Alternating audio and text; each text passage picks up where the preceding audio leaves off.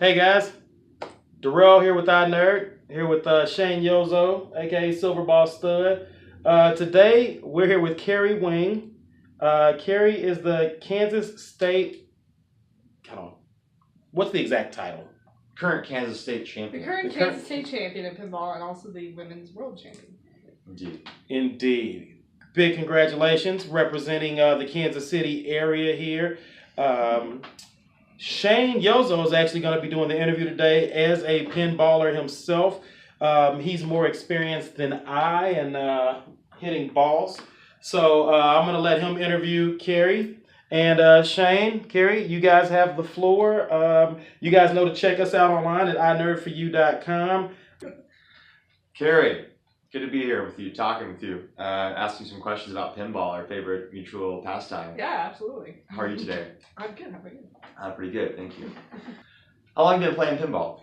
I've actually been playing since a very early age because my dad collects pinball machines, and so we've always had them in house. And literally, when I was a baby, he would put me on the glass and I would crawl around. And I started playing as soon as I could reach the flippers because it looked like a lot of fun. So I started very, very young. And as you and I both know, it is a lot of fun. Yeah. You got to experience a lot more of that fun in life than I have, and I am all the more inspired by you because of that. Let me ask you: would you encourage most parents to place their newborns or toddlers, if you will, on top of machines? Absolutely. With guardrails? Yeah, the glass is tempered. It's not going to break. So maybe that's a new wave in. It's a very safe activity. Maybe that could be a new wave in pinball bars, or pinball parlors. You could start the first one where parents could bring their kids. There'd be a kiddie section. Right. Yeah, maybe with some rails on the side. Yeah. Yeah. I mean, I do that with my cat all the time. She like chases the ball around. So yeah, I feel like newborns would enjoy that. Nice. And so, how long have you owned any machines that your own? I know you said you grew up with them, your parents, your father's machines. Yeah, that's a good question. So my dad has owned many games over the years. I didn't actually buy my own until I was doing my master's degree in Texas. I was living on my own, and it didn't take me very long to decide that I wanted to buy a game because I was without one at the time. So I put out a want to buy ad on Craigslist, and I ended up buying a Dr. Dude that had been completely taken apart.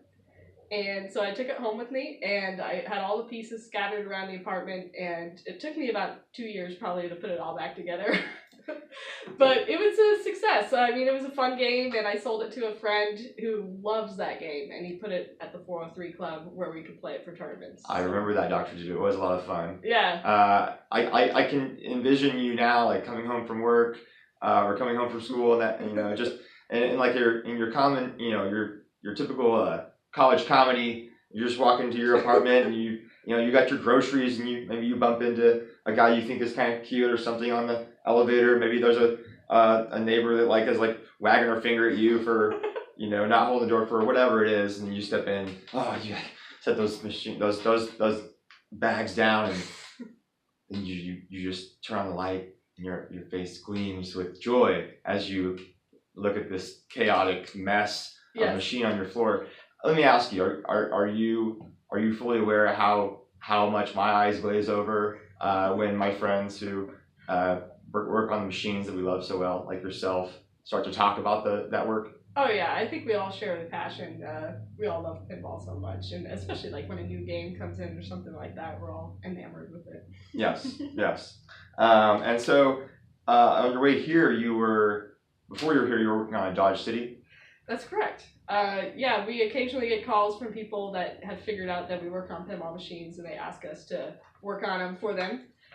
So yeah, I'm working on restoring a 1960s Gottlieb Dodge City, and a customer would like a full cabinet repaint and restore. So I'm working on the cabinet right now. Sounds like you got a lot of history with the parts spread out, and working on the cabinet. So that's you had paint you had to get off of yourself before you came here. You had to get the heck out of Dodge. Yeah, on the way here I realized I still have some paint on my arm, but so it's a full-time job.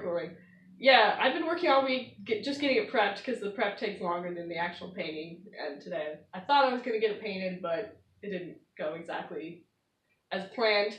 But I held off and I'm just gonna paint it tomorrow in the morning when I have a little more time, because I was kind of in a rush to get to a saxophone lesson this afternoon. So Your other main finger licking skill. How long have you been such a champion at pinball? Like I remember getting into the tournaments, here locally, in the last few years, and your brother was playing quite well, and you kind of came out of nowhere in a way to shock everyone, but then again, it's like not really. Like we saw it all along. Like, how do you see it? That's interesting, because I was just talking to Phil, who runs a lot of our local tournaments, and there was an interview on Fox News, and they said that I came out of nowhere, and Phil was like, "What are they talking about? Came out of nowhere?" Like, he disagreed with that statement. So I can see from a certain perspective it kind of seems that way. I started coming to local tournaments with my brother, and we were pretty unassuming, and at that time, like, I didn't do a lot of like research on the rules, and I didn't watch tutorials or anything. I just, I went off of whatever I knew from playing the pinballs on location. And a couple of years into playing local tournaments, I kind of got a little more serious about actually learning all the rules to the really deep games, and watching tutorials and working on my flipper skills. And I've absorbed that from you and a number of other players. I noticed that seems to be the distillation of gameplay and skill level. As you increase time, you exponentially, not you in general, exponentially grow your skill, right? And so, where do we go from here? That's a good question. I mean, my ultimate goal is to be the overall world champion. Yes. I want to hear that, because I want to hear you state that, because I could state that, but it's sillier coming from me. I think a lot of people have that goal, and it's a very lofty goal, but I feel like I might as well. I did the same thing with saxophone. I practiced really hard on my saxophone for years and years while I was in college, and I was like, I want to be the best in the world. You might as well aim for the highest thing, and then maybe along the way you find out, oh well, you're the best in your state and one of the best in the country, and so you actually, it's pretty good. And then when you teach your students, you have a lot to teach them. With pinball, I have some sub goals, because I understand being a world champion is like really, really hard to do. So some of my sub goals were being state champion, because I felt like that was within reach, because I had gotten third place a couple times.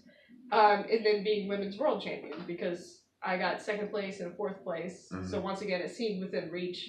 So this year was a big step forward, because I was state champion and women's world champion. So that was nice to check those off my list. Some milestones, indeed. And what would you say regarding just getting the ability to play higher class players? Every time you play a tournament, you're playing. Maybe you're constantly, more consistently getting to the A level, the finals. I know we both played a tournament in Oklahoma. Neither one of us got as far as we had in the past at that same tournament.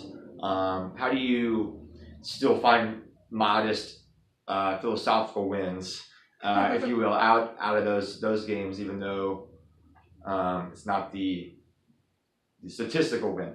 Right. That's also a really good question. You can't win every tournament. In pinball, there's so many variables. You're playing a different set of machines. Like when you travel to different tournaments, they may be set up differently. You're playing different people.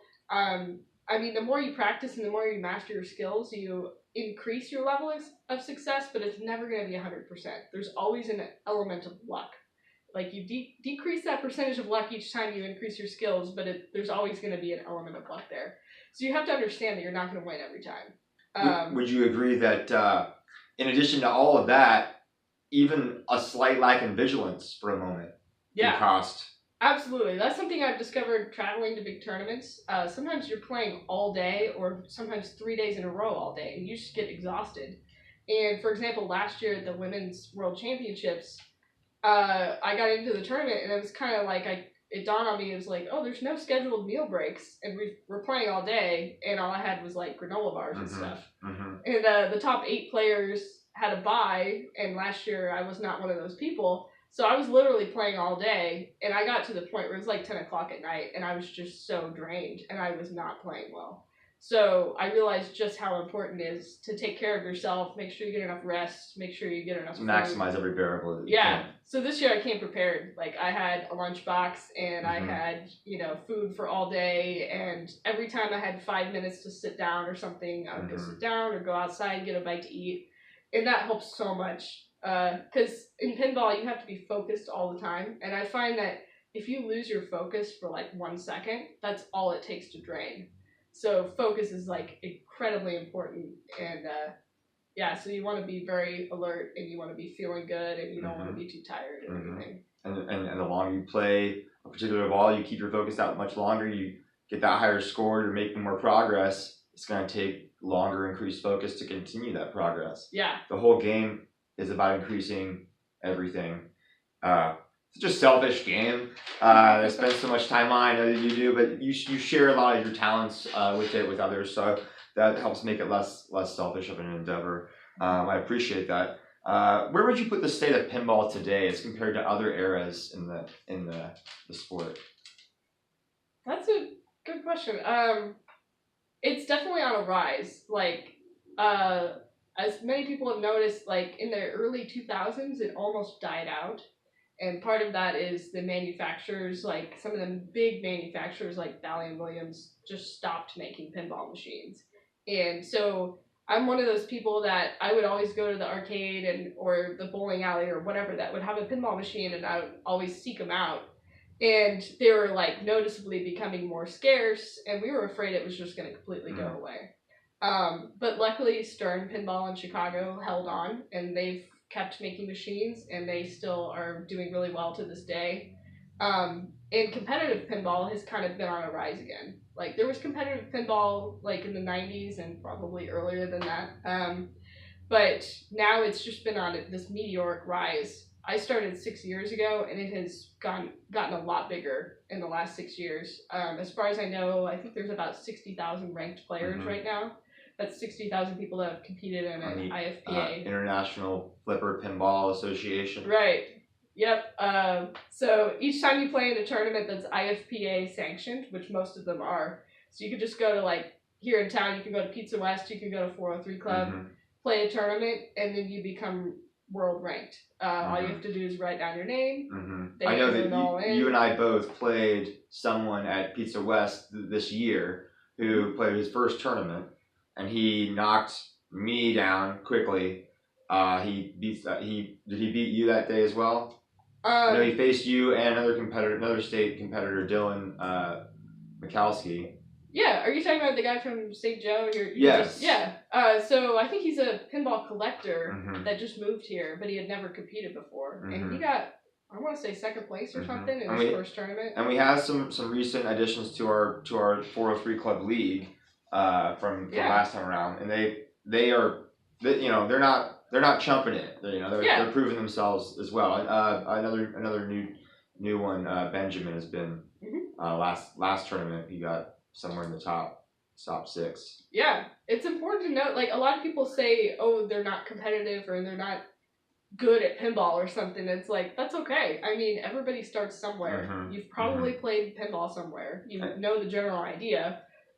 You just have to start somewhere and then learn like from the people around you. At our local tournaments, we're really good about helping each other out. It's not so cutthroat that you're not gonna help your opponent know the game if they don't know what to shoot for or something. You're mostly playing the game itself, correct? Yeah. And then you're comparing those almost like a feat of strength with others. So do you see pinball's skill level as akin to Dungeons and Dragons level ups, or more like Dragon Ball Z power levels?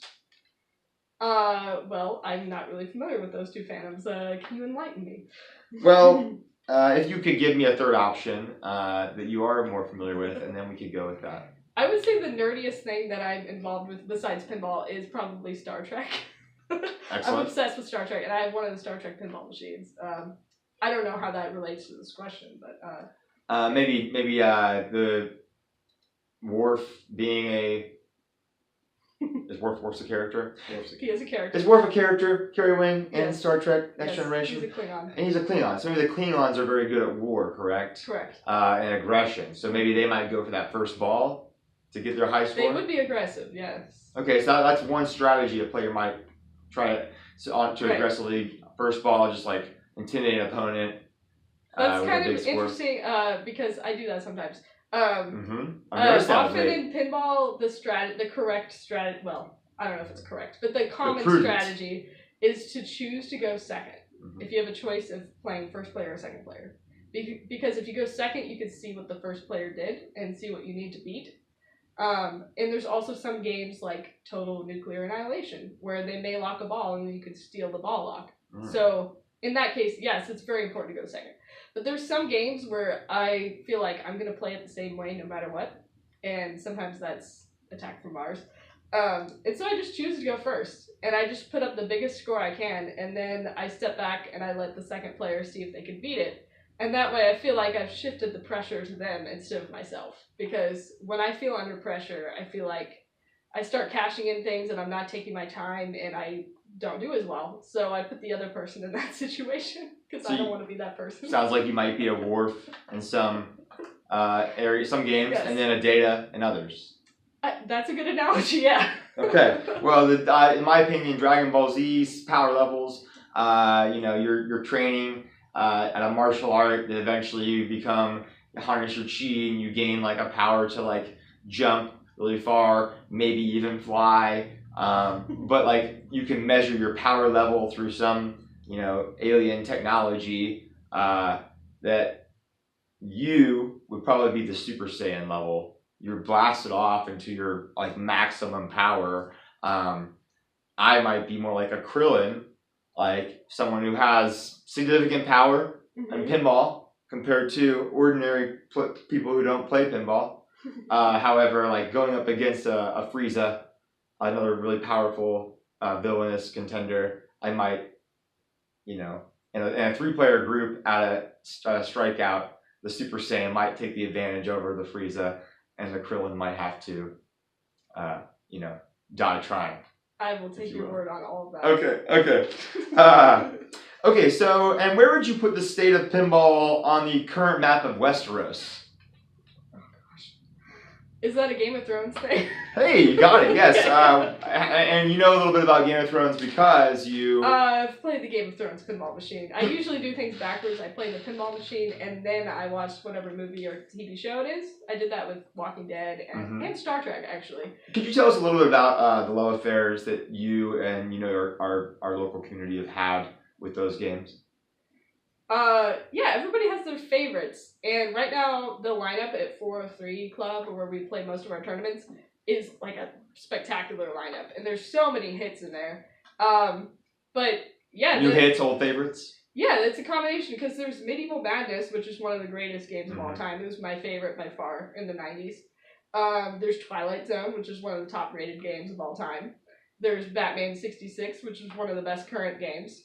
It's based off the 1966 Batman TV series. I see players of all kinds, all skill levels, all intentional levels playing that game. It's great. I mean, it has great visuals, it has great rules, it has great shots. Sound effects, everything. And then there's like the Beatles Gold pinball machine, which kind of came out of nowhere, but it's actually really fun. It's a single level game, but it's like super fun rules. It's based on the Sea Witch game from the 70s, which is a cool game as well. Very user friendly. Yeah, very easy to learn. If you just want to walk in and like have a game that you can figure out really quickly, that's a good one. There's the new Monster Bash remake, which is fantastic. There's Total Nuclear Annihilation, which is also fantastic. That one's also fairly easy to learn the rules and super fun, especially when you play multiplayer. Also great sound effects and music. Yeah, you can play co-op too. You can like cooperate with your friends. And I've done that with the former state championship. Yeah. Shout out to Jason Shufflemeyer. Yeah. That's it, right? Yeah, there's so many good ones. There's ones that are licensed, which are based on popular movies and stuff, and then there's ones that are just original themes, like Black Knight, which is... And it's really... Go ahead. It's an original theme by Steve Ritchie, which he created the Black Knight game in 1980. Are we or are we not going to get an original Black Knight alongside our new Black Knight? I don't know. The operator might or might not own a Black Knight. We'll see if we see it on location. I don't know. Solid State Pinball. Yep. And so I was going to ask you where you play most of your pinball in Kansas City, but it sounds like we know. Yeah, definitely 403 Club most often, and that's mostly because we meet every Wednesday. We always meet, whether it's just for kind of a casual tournament or an IFPA sanctioned tournament or a league, which currently we're running a 12-week league, which anyone is free to join. We just had our second week, but we drop your 2 lowest week scores, so you can basically miss 2 weeks and be okay. So if you want to join next Wednesday, you can come out at 7 p.m. or 9 p.m., whatever is most convenient. There is a little bit of mild gambling that occurs. It is a $5 entry fee that you can win if you come the next week and you are the most improved from the week prior. This time around on off league times, it is just a $5 cash game for the first, second, and third place. I played for many. Can I ask you, Keri, how many $5 have you lost, like without worrying about it? I know you people see you're a champion, you win quite a bit, but so like I don't feel discouraged from the $5 fee to play. It's not a fee. It's, it's a kitty. You're gambling with friends. Well, first of all, it's important to know it's not gambling. It's a game of skill. Okay, yes. It's proven in a court of law to be a game of skill. So you're betting on batting cages, if you will. Well, yeah, so it's only $5 to enter. And, the games cost between 50 cents and $1. Most of them are 75. But so you're paying about as much on the games as you are on the entry. But the potentially, entry... like if you've been playing for a while, you may spend $5 or a little more in quarters. But really, if you consider like the cost of the amount of entertainment you get, it's actually very low. Because I was going to ask about, should I consider it entertainment or should I consider it a lesson? I would hope it's entertainment. I mean, I guess you could combine that with learning something. I mean, you learn something every time you play a pinball tournament. But yeah, I mean, you spend like maybe $10 and then you get hours of entertainment. Several hours. And our Saturday tournaments are several hours. Yeah, you're there for a long time, through. even if you're losing, and it's a lot of fun. Yeah, so it's very worthwhile. And the craft beer hit 403 is cheap, so it's like you can play a long time. If you like such amenities. Agree or disagree? Pinball is high fantasy. I don't know how to answer that question. So I've been listening to a podcast recently, and they talk about high fantasy, which I think I kind of understand what they're talking about. I'm not really into as much fantasy stuff as they are, but... Hence, you haven't seen Game of Thrones yet. Yet, I plan to. It's so long that I feel like it's such an investment. It's sunken into low fantasy, but we'll forgive you. So Game of Thrones is low fantasy? It's sunken down there, many fans would say at this point. But we're trying to enjoy it. I think you eventually will. Yeah. Tell us more about you can shout out to your podcast that you enjoy. The Eclectic Gamers podcast. Yes. There's these 2 guys, Dennis and Tony, that play our local tournaments, and they do a fantastic podcast. And they cover pinball, video games, and they used to do tabletop games. They don't do that so much anymore. And they also just talk about like their lives and what they've been doing in their introductions, which is also always interesting. And, what books they've been reading. They're good chaps. I haven't seen them in a bit. They're great. And their podcast is always fantastic. And they sometimes do deep dives into, like, pinball stuff, like the startup companies that have come and gone and, various designers. And they do some pretty good interviews sometimes. So Dennis has a little bit of a biting wit about him. Yes. And Tony is so friendly and gentle and kind with his criticisms that it's an easy one to digest. Yeah. So what are they saying about high fantasy?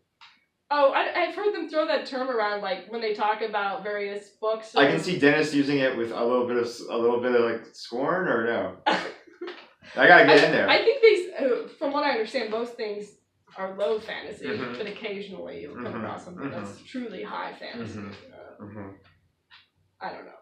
They would probably agree that Game of Thrones is not a high fantasy marks, at least lately. So could you give an example of how, if you were to imagine like a pinball game, you're being like pulling you in to the fantasy, the story of the game. Give us an example of a game that pulls you out of your world into the gameplay, but also gives you kind of you're imagining something otherworldly in the moment, because that's how your flipper skills have been described by one artist Skulls. Well, I don't know. The one that's fresh on my mind is, of course, Deadpool, because that's the game that I chose. I won a free new in-box game for winning the Women's World Championship, and Congratulations. yeah. I got to choose, one of the current games that Stern is making, and I chose Deadpool. And they did a really good job on that game of doing a complete package of art and sound and animation and playfield design and code. Like, it all ties together really well. So I guess you could say you kind of really get into that. Like, every time you're playing your ball, there's something animated on the LCD screen that reflects what you're doing. So, like, you hit pop bumpers and it spawns ninjas, and then you hit a purple arrow and then it ghosts that ninja, and you start a battle with Mystique or somebody, and it shows on the screen the battle in progress, and it shows the health bar of each character, and each time you hit a shot associated with that battle, it'll, show a hit on the screen. And so they did a good job on that game.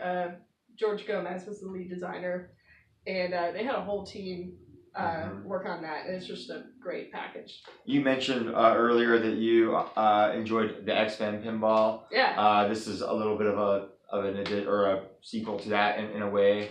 Deadpool made a slight appearance in X-Men, but we were talking about how watching the properties of the films or comics kind of can enhance, so that they live together in this world. So my Game of Thrones fans out there, the books are waiting for you if you haven't read along with the show. I think they help to fill in some blanks. But I got my own first Megalodon tooth on Deadpool, and yeah, I did feel like every shot was taking me further into the story. That was very well integrated. I agree. Yeah. Top 5 games you wouldn't want to play me on in a tournament. Keri and I played in the most recent state championship in the first round. So I was her practice. I was her small fishies. I've been good at before she got to the. Well, I was able to make it there, and I put some skill up. I did not win any of our best of 7 games. It was 4-0, Keri. I did not get the 5 games I wanted to. But which games would you not want to play me on? I know that we played. Ooh. I'm interested to hear what you say about that. I don't know. I want to make sure I choose them. And this you've kind of evolved recently. So yeah, I reached a new transformation or some sort of new power level. That's a good easy. I hope Dennis listens to this. I would consider you maybe more of an on-the-fly player, which is kind of how I am naturally. Although I've kind of developed flipper control. Yeah, you have the Zen style. I try to incorporate that more because I find it to be a little more accurate, but it's more fun to play on the fly. And there are certain games that really favor that. For example, Attack from Mars, I find myself just shooting on the fly a lot, which usually goes well, but not always. Right. So I would imagine that's a game that you'd be pretty strong at. I definitely feel that one's a coin flip for me, and I kind of don't mind it because, like you said, when the chance comes in, the chance occurrence comes in on these games. Taking a 50-50 chance, a 50% solid chance I'm going to do well, and a 50% chance of losing is not bad. That's what people used to say about Iron Man. Okay. They thought it was the great equalizer because, it's not like there's no guarantee. I think I chose that on you and lost, so. I actually like that game. Yeah, I love it. And I chose it quite a bit in the tournament in Las Vegas. And one of my opponents chose it against me, and I was like, oh, okay. I don't mind playing Iron Man. It's a little harder than most of the modern games. It can really punish you, and you have short ball times. What other games would you say you prefer to play? Well, what's interesting is that you meet players that seem to have like all of your skills like kind of wrapped up. So you're good at X-Men. Well, X-Men's a game that I almost would choose on anyone, especially in our group. Iron Man as well. Like that's a game I would choose on many of the tougher players in our group, but against you I feel neutralized. So that's and again, like in EM, you have so much EM practice. So I mean, not to sing all of your praises, but if this is a Dungeons and Dragons, you know, when we go to our 403 club, we're in our Dungeons and Dragons beer hall. You are kind of, you know, formidable in all the areas. We all know each other's strengths and weaknesses, and thank you for agreeing that I've kind of leveled up a little bit recently. But yeah, you present your strengths in almost all areas, and so finding a weakness, which is part of this game, is very difficult. How do you find a weakness in a player? I know that you can do that. I mean, that's something that at this stage of the game, I try to, like, if I have a game choice in a tournament, sometimes they let you choose what game you want to play. Mm-hmm. Okay. I tend to choose towards my strength as opposed to my opponent's weakness. And that's maybe as I get a little more experienced, maybe I'll start taking into account their weaknesses more. I noticed that was happening in Las Vegas. Some people were like, oh, you know, I'll tell you what their weakness is, and they've researched the history of the other players and what they're generally good at and not so good at. And that's not where I'm at right now. I seem to have better luck just going with what I prefer to play for various reasons. And I respect that, of course. I respect the other. I know you respect the other players' way of doing things too. Like there's that. Would you say that maybe that's a little too intense at times?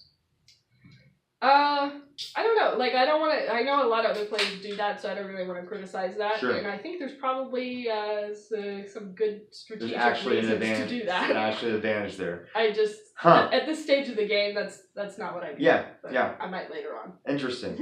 So you've been to other cities. You've seen their communities. And yeah, again, not to criticize, but you've seen differences in communities and how they view the game.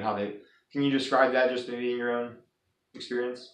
I'm always amazed at the other communities. I mean, we're lucky to have a great pinball community. We've got a few great locations to play. We've got pretty good tournament participation. But yeah, there's so many other cities that also have that, and sometimes at a whole nother level. I went to Minnesota last year just for like a band thing, and I found out there's a local tournament, so I was like, oh, I'm gonna go off and do this real quick. Confedo Coffee House? It's the Tilt. Tilt. Yeah.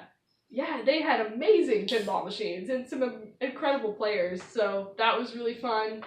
I'm going to Seattle soon, and I went to Seattle last year, but I didn't really get to do much outside of the main show that I was there for. But this year I'm going to take a day and just go around to their local bars, because they have so many location pins there. It's incredible. And they have so many local tournaments. So it's hopefully just amazing. Hopefully it's waving over us like we may anticipate. Okay. A week ago, or about last Sunday, at our local 403 club, I met this man, Albert, who was traveling through the country playing pinball. He found the 403 club on Pin Maps, and he is living in Miami. I think he was from out of the country originally because he had a thick accent. And he did describe that. I can't remember where he was from though, but he said he was tired of living in Miami and he wanted to move, and he was going to visit. He went to Kansas City, iNerd, because he's going to Denver, and then Portland next. So I believe he's in Denver tonight as we're speaking. Should he or should he not play a tournament and go to Lions Classic Pinball in Denver? Oh, I haven't made it out there yet, but I've heard wonderful things about it. I was just listening to, I think it was another podcast where Bowen Cairns, who's a world pinball champion and a fantastic guy, was talking about it, and they had asked him something about his ideal pinball location, and he basically described Lions. And I was like, oh, I really need to go there now. Well, I think with that, we'll probably have to call this interview to close. Do you have any last words that you'd like to impart of pinball wisdom, or just how to enjoy the game, or how to experience it in a fresh way, maybe? For new players? Yeah, I mean, I encourage you to come out and try a tournament. Don't be afraid. It's very welcoming. People will help you out, and just be open to trying new strategies, figuring out your own best way to play the game. You don't have to play it exactly like everybody else does. Just figure out what works for you. And also check out some tutorial videos. I mean, the Papa YouTube channel has so many good videos about specific games and then just flipper skills. And I think if you just go through the flipper skills videos, which it's only like a few minutes, it doesn't take that long to watch, and just start mastering one skill at a time. That's what I did. It makes a huge difference in your play. Mm-hmm. Your 50 cents will last Yeah. as long as this interview. And you just have to be patient in the beginning, and then you'll figure out, like, oh, this is really fun, because, like, when you can control the ball and you can shoot what you want to shoot and actually, like, see all of the game and get to the wizard modes and stuff, it's so much fun. So be patient, learn your flipper skills, watch some tutorials, or you can do it the long way, just figure out the game out on your own, whatever works for you. But yeah, get out, play some pinball, join a local tournament. You won't regret it. Agreed. Cheers.